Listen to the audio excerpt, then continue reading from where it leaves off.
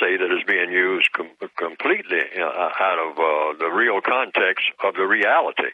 Exactly. Because I always tell people, follow logic.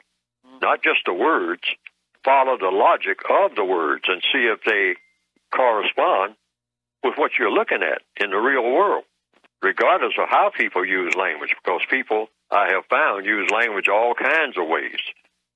Like black people, and I try to get them to stop doing it. They say, well, America mistreats black people. America has always treated black people. Ever since black people have been in the American system, they have been mistreated. First of all, I say it's impossible. That's a real mouthful.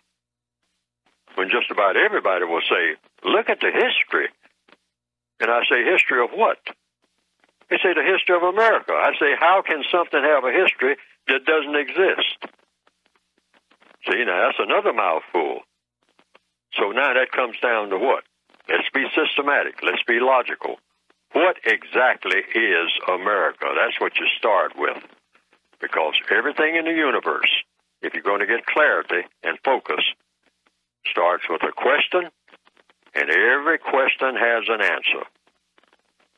Every question has an answer, whether you know what the answer is or not. So the logical question, when people start using any word, is to ask, what does that word really mean? The one, I have a compensatory definition. That's in the title of the book, the United Independent Compensatory Code System Concept. Why do I call it compensatory? It means making up for the definition that doesn't make sense. If you listen to people use words, let's get back to what lexicographers do. You hear people using the term America or Americans all over the place. If you really pay attention, they'll say America did this, America did that.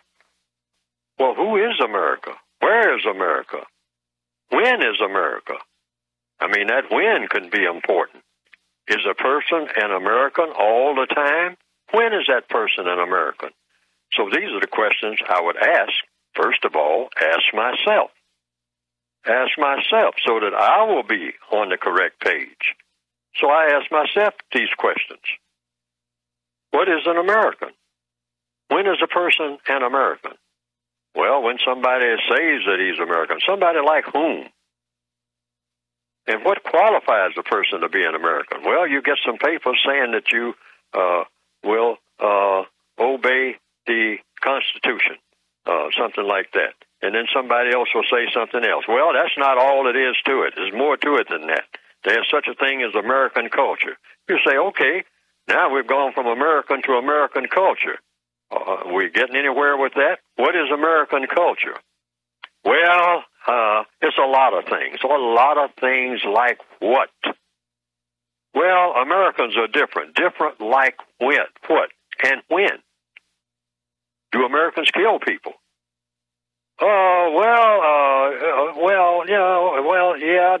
They do, but they got good reasons.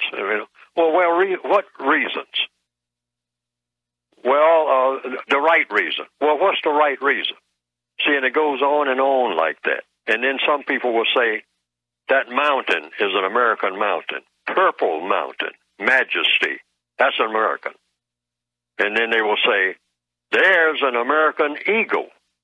Well, what makes that eagle an American? Does the eagle know anything about that? Have you had a conference with the eagle? Did the eagle make some papers or whatnot? Oh, well, no, don't be silly now. Well, wait a minute, silly? I'm asking a question. What does the eagle know about Americanism? Period. And then let's get back to the root.